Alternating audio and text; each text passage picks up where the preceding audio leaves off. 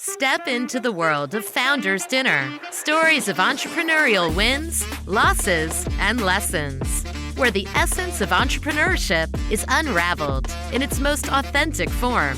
Stas Balanevsky serves as your guide on this journey of discovery and inspiration. In each episode, Stas brings together entrepreneurs from diverse backgrounds to share their stories. It's not just about their victories, but more about the resilience and adaptability they've shown in the face of adversity. These narratives are more than just stories. They are lessons in courage, determination, and the relentless pursuit of success. So whether you're an aspiring entrepreneur, dreaming of launching your first venture, or an established business leader seeking new perspectives, Founders Dinner is your invitation to explore the transformative power of entrepreneurship. And now, without further ado, let's welcome the host of Founders Dinner, Stas Balanevsky.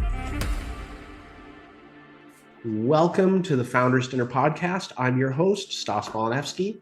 I have the pleasure of having Nelson Tepfer here from Pro CFO Partners as my guest today. Nelson, how are you, sir? Great, Stas. Great to be here. Looking forward to our conversation. I'm so psyched you're here. And we go back a ways, and we don't talk as often as I'd like to, but I've learned a great deal from you in the few interactions that we've had. So if you would, I want to start with you. Let's start with your entrepreneurial journey.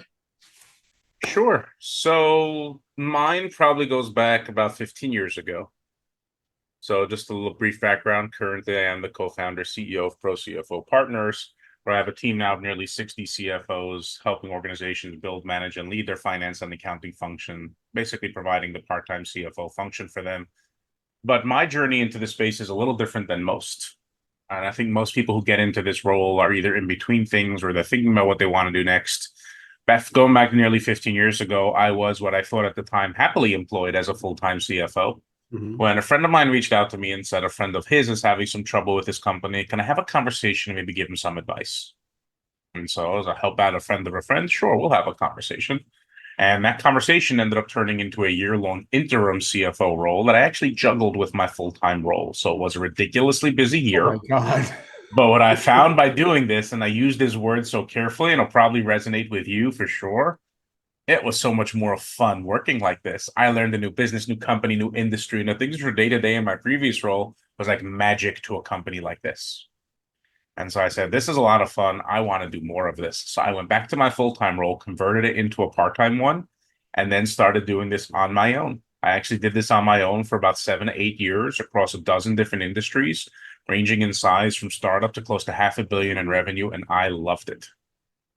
Really being able to have this impact on organizations, really being able to roll up your sleeves and dive in and really help all these companies really grow and succeed. The problem is when you do this work on your own, you keep running into some variation of the same 3 challenges again and again and again. Number one, it is very difficult to develop and deliver at the same time. When you're working on your pipeline, it's difficult to be delivering for your clients. When you're focused on your clients, it is difficult to maintain your pipeline. Which probably leads to number 2, which is the feast or famine. You're either way too busy or not busy enough. And I'm sure both of those two definitely resonate with you, obviously, in your role as well. Absolutely. But there was the third reason that probably led me down the path where I ended up going, and that's that you only have your own experience and expertise to offer, which can show up 2 ways. One, occasionally you bump into that client who says, well, have you worked in this industry before? Even though most of the issues we're helping these organizations solve have nothing to do with the industry that they're in, but it is an occasional objection that we run into. But the flip side to that is you don't have teammates or colleagues to bounce ideas off of. You only have the things that you've done. Right. And so after doing this for about 7 to 8 years, I was looking for ways to do this bigger and better. And frankly, at the time, I went looking. I wasn't really looking to start my own company. I went looking. They're like, great, let me go join an organization. And the problem was I didn't really like what I found. Because I basically found 2 models that deliver the CFO services, 2 different types of organizations. You have the franchise type model, right, which, again, I think they did some pretty incredible things in this space. But when I basically, started my conversation with them, I pretty much ended up asking them point blank, what exactly am I buying from you besides an email address? And they didn't have a very good answer.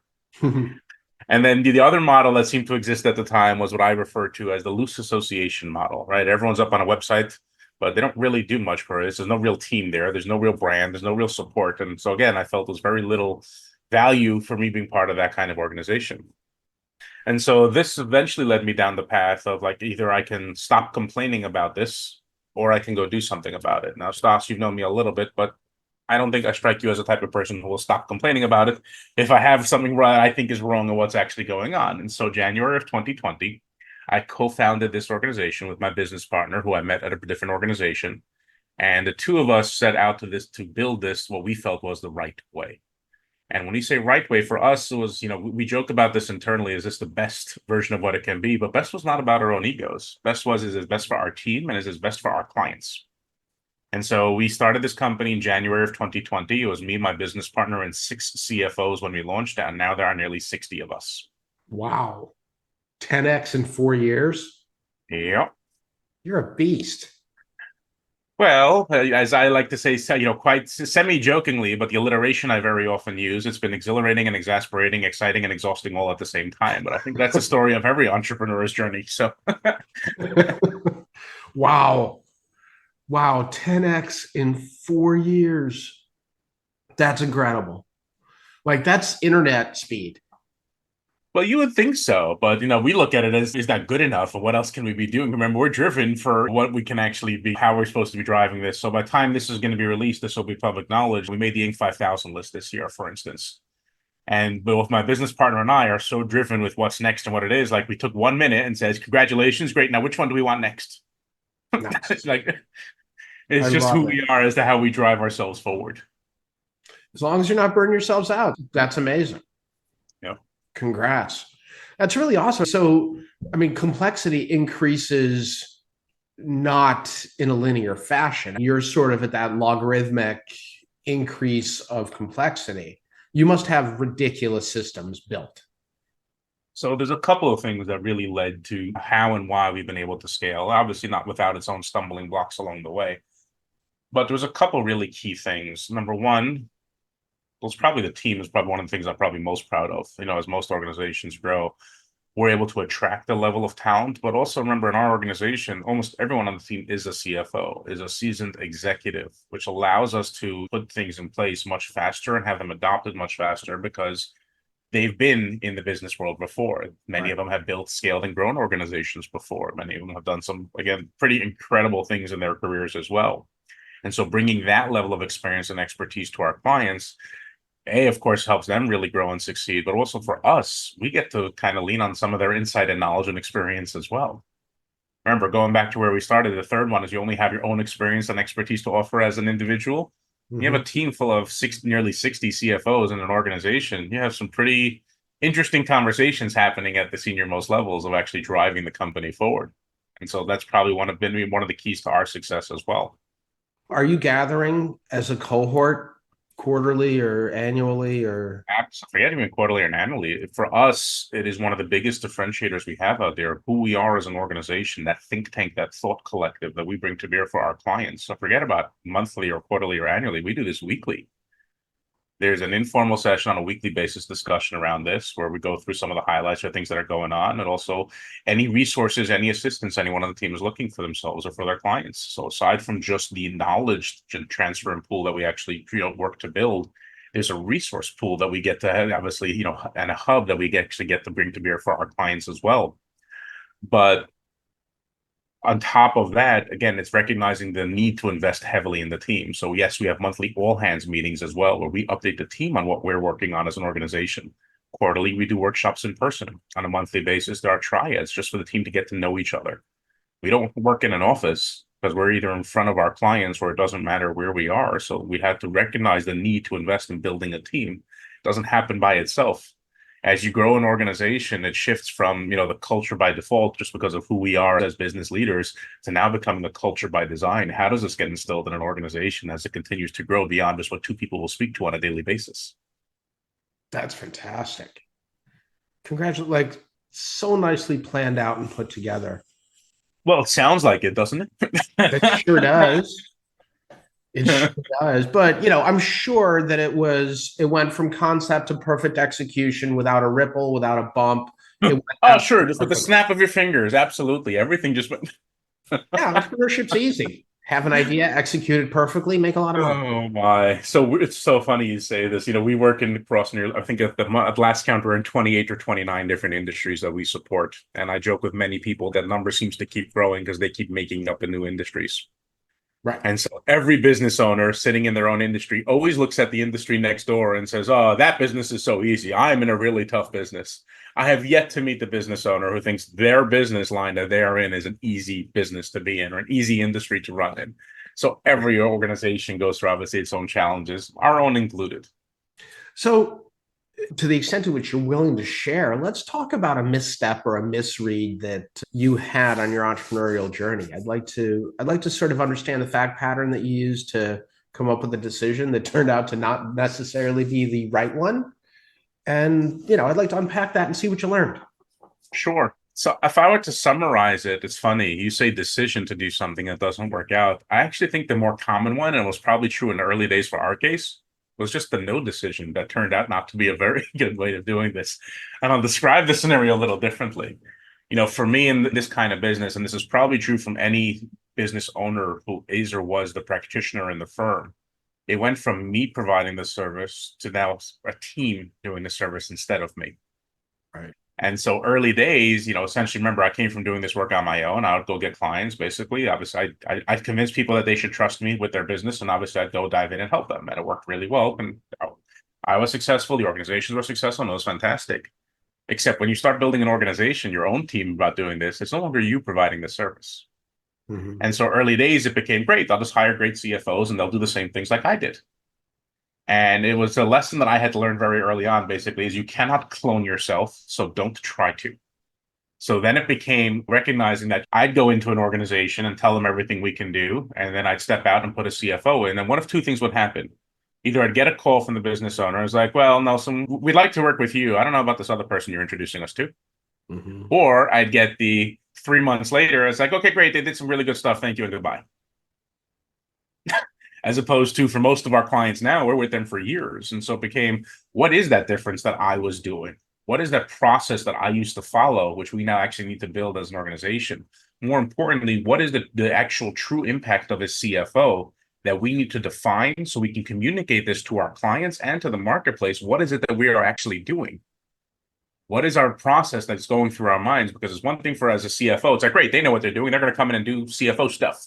Mm-hmm. We had to define what that is because you ask 10 different people what they think a CFO is or does, you will get 10 different answers. I have to declare something. Your twin pyramids, I use in half my sessions. That's fantastic. When someone says, I'm a CFO, I'm like, hold on. Boom. Right? Oh, yes. It's sort of like I play baseball and someone throws a fastball at them at 100 miles an hour and they go, I play T-ball. It is very, very true. And that challenge is really exists because this whole finance and accounting area, by and large, is a blind spot for many business owners. And it really shouldn't be. It should be driving their growth and success. So early days, I mean, thankfully, we learned this pretty quickly because as CFOs, we look at things and we look at numbers. Like we had our 5-year projections mapped out before we opened our doors because we're a company of CFOs run by 2 former CFOs. So we quickly looked at what was actually going on and began to really focus on defining what is a CFO. I joked with you earlier, you ask 10 different people what they think a CFO is or does, you will get 10 different answers. Right. It gets even scarier when you ask 10 different CFOs what they think a CFO is or does, and you still get 10 different answers. But as a result of getting all these different answers, what really comes out is CFO has become a meaningless title, and it's meaningless because it means something different to everybody. And so we spent a lot of time defining what is the impact of a CFO. That's what we use to communicate to our clients that this is what we're actually going to do. That's how we communicate to the market. This is what we do when we step into an organization. This is how we can help you help your clients. This is how you as a client should consider having this kind of resource, whether it's with us or not, and driving their support and growth and driving their growth and goals. So early days was probably 2 things, going back to where the stumble was. 1, just assuming other people will work the way I do. And I think as business owners, that's a challenge that comes up quite often.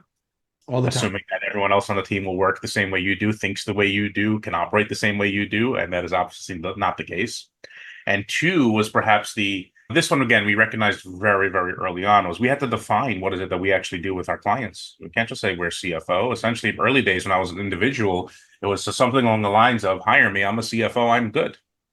And obviously, when you're building an organization, that's nowhere near close to good enough. Right. So this is where our own metrics and tools and communication, some pieces we even trademarked our flywheel and frameworks and processes for how we actually go about doing this with our clients. And as we've continued to scale, we had to keep building on this. It became, how do we start the same way? What is the Pro CFO client experience versus an individual team member's experience? It became, how are we communicating the impact we're having to our clients and to the marketplace as well? All of this continues to build and build and build. Now, obviously, it hasn't been without some more stumbles along the way, but we're so focused on that. This is what's driving us. For us, we want to have this lasting impact on organizations. So how do we need to build the tools and the team that lets us really have this impact on the organizations we serve? That's amazing. That's really, really cool. And, it's interesting, the not cloning yourself and not, that is the business owner thing. Like, I don't understand why they don't understand. It's like, well, because you put in your 10,000 hours before you even started this business officially. Yeah. There was that's why I started my journey nearly, talking about this 15 years ago. What's that fun expression? It takes 20 years to be an overnight success. Yeah, that's right. Again, you mentioned, you came in and scaled this 10x in 4 years. I'm like, yeah, what about all the 10 years previously when I was actually doing this and saw the good, the bad, and the ugly, what works and what doesn't work, obviously, along the way. So, yeah, no, that's absolutely right. And it's funny. I saw a great quote by Gary Vaynerchuk, I don't know, half a dozen months ago. And someone raised their hand and said, how do you get the people in your company to work the same way you do? And he looks the person dead in the eye and he goes, I don't. They're like, what? He's like, I need to buy the New York Jets. I need $6 billion. He goes, I have plenty of people that make good money in the company. They work 40, 50 hours a week. They're home with their families. They're great. They're super productive. They do what they need to do. They make the company better. There's a great exchange of value. It's all good. Like, I need $6 billion. So I'm gonna work differently because I have this thing that I wear on my sleeve, or I need to buy the New York Jets. Well, first of all, that would be really interesting if you did buy the New York Jets. I think it would be a very interesting owner at adding that to the NFL team owners. Well, it wouldn't be much different from Cuban buying the Mavs, right? I mean, I think it's orders of magnitude of money. I think it'll be very entertaining to watch, and if and when it does happen. So, I think it'd be great, and they're in our division, so I would. There we go. Exactly right. Exactly. Amazing. Right. Yeah. So, it's interesting. One of the things when you were sort of introducing the challenge was not a wrong decision that you made, but I thought you were going down the road of a decision not made, because that, to me, is one of the most dangerous things in companies. Right. Whenever I have companies in the session room, I'm always like, do you know what happens to the dude that stops running in a zombie movie? And everybody goes, they get their brains eaten first. I'm like, this is what you're doing. So it's funny because I actually used something along those lines in my newsletter this month. And I think you may have actually seen that. It was a Cicero quote. And it was a fascinating one because it just hit the point on the head. Was more is lost by indecision than wrong decision. Indecision is the thing. Indecision is the greatest thief of all. It will steal you blind, essentially. I forgot. I'm misquoting that now over here. But to reference that point earlier, when I say indecision, it became more about not deciding to define the quality of the people we needed on our team. So if this became great, they've been some CFOs, they're nice people, great, let's bring them onto the team kind of thing. And as you do that the first few times, it's like, well, they're not really succeeding the way I was succeeding. So yes, I may be different per se, and every business owner definitely needs to understand the difference of what they bring to the table versus what their team can do. But it also became defining what does it take to really be successful working this way. So a lot of those pieces became, just because someone has been a CFO doesn't mean they are successful working this way. So what are those qualities that are really needed to drive success here? And it's not always the same things that what made them successful in their previous careers. So when I say building the team, that's different, not assuming that they are just me or not trying to clone myself. It became like, okay, what are those pieces? And frankly, it's something that we continue to work on. Yeah, as we screen, as we add, as we bring more people onto the team, becomes what are those real standards we're really looking for as an organization. What are your core values? So for us, there's five, of course, on our organization. We want impact driven, collaborative, partnership, and impact driven is probably the one that defines most of it. We define our success by the lasting impact we make on organizations. So then it becomes, how do we build an organization that drives a lasting impact? So it's collaborative partnership. Everyone on our team, how do we help each other? It's a help first mentality for each other. There's a degree of experience and expertise. There's an endless pursuit of growth for ourselves individually. We're lifelong learners, and we look for that quality on our team, that intellectual curiosity. Yes, we've all been CFOs. Yes, many of my team have done pretty incredible things in their careers, but no one walks into their client and is like, well, this is what I've done, so everyone must do it this way because I know best. You can't walk into an entrepreneurial environment with that kind of mindset or attitude. So it becomes, what does that really look like in an organization? So there's that relentless execution. We're not their consultants. We're not just telling them everything they did wrong. We have to actually execute and drive the success of these organizations that we support. So it becomes that kind of mindset of, it's not just, well, I know better, so I'm just going to tell them some good ideas and then walk away and talk to them again next month. No, we have to be the ones actually driving that execution. So. Fabulous. So, I mean, to me now, I have a picture in my mind's eye of the kind of people, like I know you, but now I can figure out what the remaining 58 CFOs look like, act like, think like, right? Because it's awesome. It is really, really great to have a great fractional CFO in a session room for someone like me, right? To have someone that's been there, done that. I've been very lucky to have worked with a couple of really good fractionals, some that cross over to different teams, and it's really fun because I can look at them and go, do that thing again. And they're like, got it. Yeah. And it's funny, we work with many EOS organizations. I think I've joked with some implementers recently. I think at the moment we're working with more EOS companies than any implementer. Wow, that's awesome. Well, I mean, of course, because you've across 60, what's max load for an EOS implementer? Like 32? Yeah, something like that. So yeah. I mean, we work with more than almost any implementer currently. Only some of the real early ones have worked with more companies than we have as an organization. And so similarly, like, when we step into that room and we do step into that leadership role in organizations, we're part of the L10s. We have our own rocks we need to deliver on, and we work with organizations running on EOS. So we understand the drive and what it actually takes to deliver this. And so it becomes, yes, let's take the pieces over here that we're teaching in an organization, and how do we actually utilize these tools to ensure success? That's fantastic. So I'm seeing how you've applied these lessons over and over and over again to continuously iterate on your program. There is no done. It's not like, oh, if we just get here and then everything's moved. There is no done. For us, it is constantly, how do we do this better? And better, again, we're going back to our earlier sentiments. Better is not for our own egos. Better is, how do we do this better for our clients? How do we do this better for our team? So we're nearly 60 right now. We don't plan on stopping anytime soon. For us, what drives us is we're a dual purpose organization, which we're very open about when we speak about this. We believe every business owner deserves to work with an expert CFO to guide their success. Mm-hmm. Just as we believe every expert CFO deserves a platform to practice in a way that's meaningful to them. And so this whole area, and you work with enough companies to see how, with a lack of this kind of financial leadership, what it is in an organization. And that's what we're trying to build. That's what we're trying to bring and build for these organizations. And the wild thing for me is that unknown unknown. I think that I had a team in recently with someone that was, on the leadership team, and I popped your pyramid up and it became crystal clear that this was not a person that is driving the decision making. Before I had your pyramids, one of the things that I would ask people is, give me an example of how you've used your money as a weapon. Right? Yeah. And the ones that sort of give me the blank stare, I'm like, all right, there is a need for precision in the collection, the reporting, the creation of the statements, that it's critical to your success.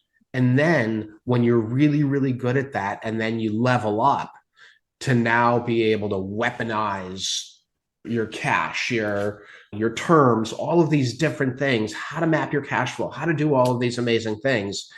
It's just rocket fuel for the company and it's unbelievable. And the It one is. And the fun part, taking that to the elevating it to the strategic level, which is what we try and do with it. There's a lot of what you just described, which are operational, what needs to happen in an organization. You need the insight that's required to make the decisions that you have to. Part of the clarity that NEOS or any kind of structure brings is like, what are we actually trying to work towards?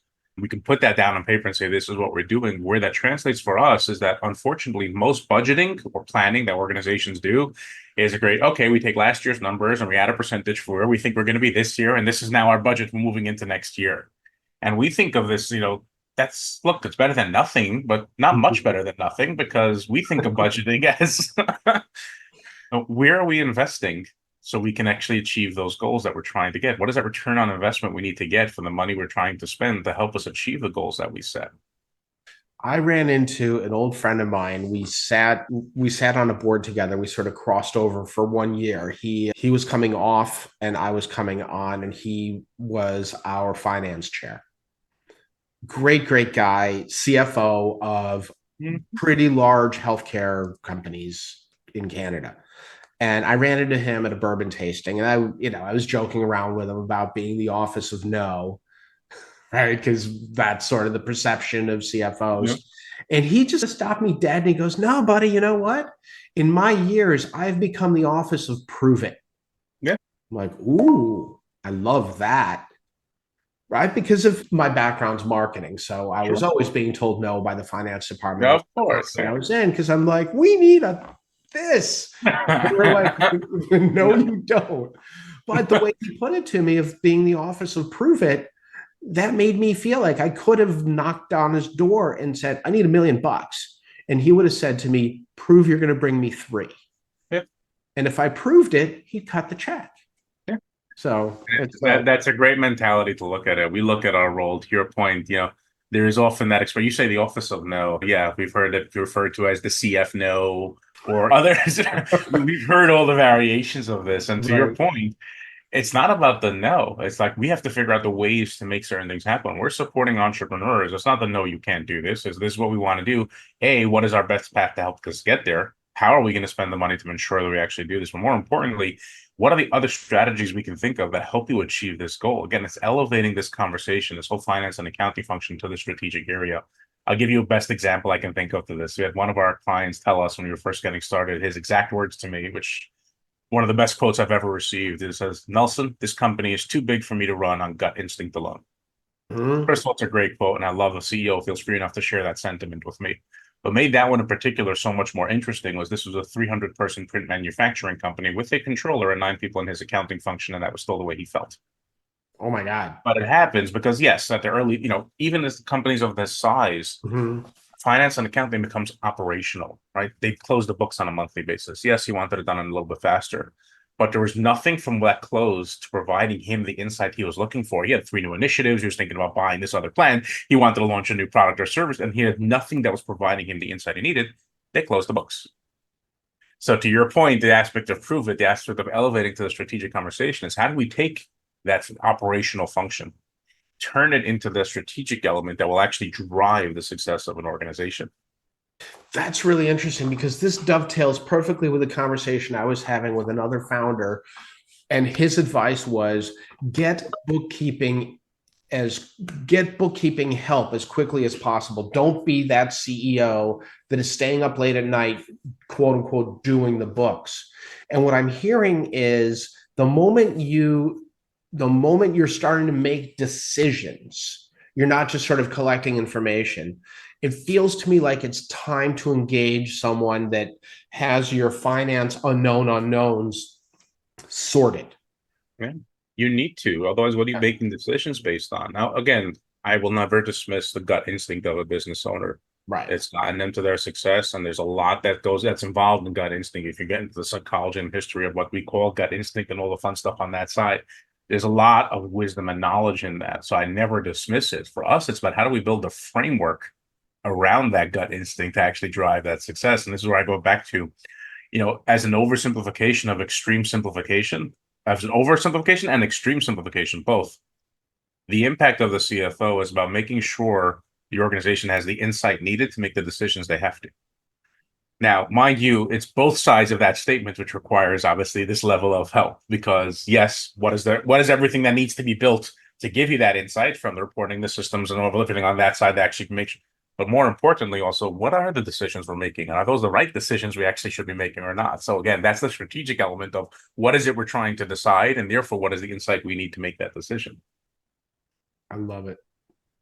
I love it. It's, investing in that skill set in a growing company is so unbelievably critical, because growth is expensive and deadly, right? I've seen so many companies hit explosive growth and weren't financially ready, and they end up just borrowing so much and burning so much margin because they're trying to keep up with the growth, right?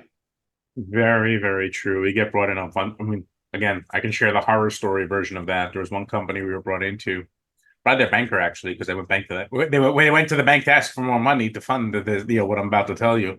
And the bank takes one look at it and says, you might want to talk to Nelson and his team. You're running into a few problems over here. Essentially, they had one business unit of their company that was growing so quickly, and it was phenomenal. Sales are growing. It's great, great, great. But they had no idea the actual performance of this business unit. And so when we dove in, we basically found out that every single truck leaving the warehouse in this business unit was losing money. Every single one. Oh my God. And they had no idea. That is so scary. It is, but that's what happens. Again, to your point, and organizations grow, and it's like, it's great. There's a need for this. The market wants it. We have to deliver this. It's great, great, great. But what is it really costing you to deliver it? Doesn't mean stop doing it, but figure out a way to do it successfully. So you're actually, moving in the direction of where you want to. Yep. Another fractional CFO that I've done some work with, he specializes in advertising agencies. He famously said that revenue is yardage gained, profit is points on the board, which I love. So. That is a great one. The other one is the more colloquial version, right? Revenue is vanity, profit is sanity, and cash is king. Yeah. Because it actually translates the cash part, which is what very often depending on the size of the organization, where many of them struggle. Because most organizations, where they run into problems, is not actually on the profitability side. It is on the cash flow side. Yeah. Yeah. And the fact that those are two completely different things is another thing that people don't always understand. It's funny because the thing, like, you all are a bunch of really, really smart people that can make a lot of us founders feel really, really dumb. And I think that, my advice is take the lumps and learn. Because if your CFO makes you feel dumb, there's a reason. So, well, no CFO should ever make a founder feel dumb. I mean, no, but it is. I mean, when you're like, these are like, you're quoting Cicero, I'm quoting Gary Vaynerchuk. I mean, come on. Well, to be fair, the only reason why that's top of mind is I always look for the quote to open up my newsletter with, and my newsletter just went out last week. That's the only reason why Cicero is top of mind for me. But yeah, no, I get it. Like, I don't in any way. CFO is the one in the business owner's corner. Yeah. I think one of my team described it as actually my co-founder, my business partner. She said she used to look at her role as the wing beneath the wings, the wind beneath the wings of the business owner. We're the ones who make them fly. We're the ones who support that. That's fabulous. Okay. That's unbelievable. Wow. So many valuable insights. So great to reconnect and hear about your success. I knew you were not going to cover off the ball, but I didn't realize how well. You're serving a lot of people, and I'm grateful because I exist to help entrepreneurial businesses grow, and you seems to me like you help them not only grow, but grow profitably and successfully with sufficient cash flow to fund their operations. Yeah, it's been a fantastic journey thus far, 4.5 years in, and we're thrilled. We feel like we're barely scratching the surface of what the impact we get to make on these companies and the number of companies we get to help. That's amazing. That's amazing. I really appreciate it. I appreciate you sharing everything you've shared. And I guess with that, this concludes this week's episode of the Founders Dinner podcast. For those looking to connect with Nelson, all of his details are going to be in the notes. Pro CFO Partners is his company. Everything's going to be in the description. And this is Stas Polanevsky signing off. I will see you all next week. And Nelson, thank you, sir. Thank you, Stas. Really great conversation. Really enjoyed it. That's a wrap on today's episode of Founders Dinner. Stories of entrepreneurial wins, losses, and lessons. Once again, we've journeyed through the inspiring and challenging world of entrepreneurship with Stas Balanevsky, uncovering stories that illuminate the resilience and adaptability at the heart of success. Each narrative shared today is a testament to the unyielding spirit of our entrepreneurial guests, providing lessons in courage and determination. We hope these stories have not only entertained, but also inspired you. Whether you're taking the first steps in your entrepreneurial journey or are a seasoned leader in the business world, Founders Dinner is more than just a podcast. It's a community of learning, inspiration, and connection. Don't forget to subscribe to our podcast for more insightful episodes and join our vibrant LinkedIn community to continue the conversation, share experiences, and connect with like-minded entrepreneurs. Until next time, keep embracing the entrepreneurial journey. This is Stas Balanevsky, thanking you for being a part of the Founders Dinner family. See you at the next dinner.